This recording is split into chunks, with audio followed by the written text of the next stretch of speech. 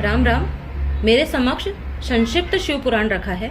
इसका अध्ययन करने से पूर्व मैं आपसे दो बात कहना चाहूंगी। पहली बात मैं इसके आरंभ में कहूंगी और दूसरी बात इसके अंत में कहूंगी। उसको समझने का प्रयास करिएगा कि अपने सनातन धर्म को हम सत्य सनातन शास्त्रों के ही माध्यम से जान सकते हैं। तो इसी के अंतर्गत आज हम जानेंगे भगवान शिव के द्वारा 7 वारों का निर्माण किस प्रकार हुआ। तो सृष्टि के आरंभ में सर्वज्ञ, दयालु और सर्वसमर्थ महादेव जी ने समस्त लोगों के उपकार के लिए वारों की कल्पना की। वे भगवान शिव संसार रूपी रोग को दूर करने के लिए वैद्य हैं, सबके ज्ञाता तथा समस्त औषधों के भी औषध हैं। उन भगवान ने पहले अपने वार की कल्पना की जो आरोग्य प्रदान करने वाला है।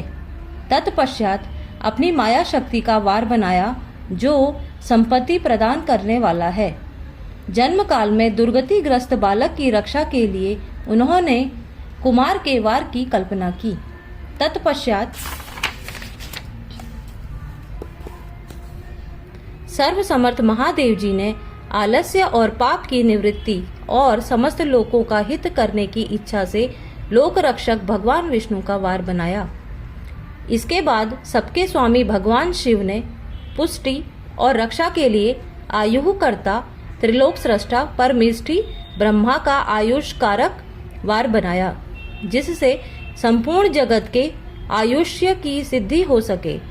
इसके बाद तीनों लोकों की वृद्धि के लिए पहले पुण्य पाप की रचना हो जाने पर उनके करने वाले लोगों को शुभाशुभ फल देने के लिए भगवान शिव ने इंद्र और यम के वारों का निर्माण किया।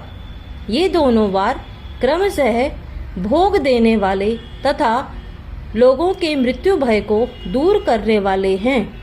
इसके बाद सूर्य आदि 7 ग्रहों को जो अपने ही स्वरूप भूत तथा प्राणियों के लिए सुख दुख के सूचक हैं, भगवान शिव ने उपर्युक्त 7 वारों का स्वामी निश्चित किया। वे सब के सब ग्रह नक्षत्रों के ज्योतिर्मय मंडल में प्रतिष्ठित हैं। शिव के वार या दिन के स्वामी सूर्य हैं। शक्ति संबंधी वार के स्वामी सोम हैं। कुमार संबंधी दिन के अधिपति मंगल हैं। विष्णु वार के स्वामी बुध हैं। ब्रह्मा जी के वार के अधिपति बृहस्पति हैं। इंद्र वार के स्वामी शुक्र और यम वार के स्वामी शनिश्चर हैं। अपने अपने वार में की हुई उन देवताओं की पूजा उनके अपने अपने फल को देने वाली होती हैं। तो यहाँ हमने जाना कि वारों का कैसे करके उत्पत्ति हुई है भगवान शिव के द्वारा।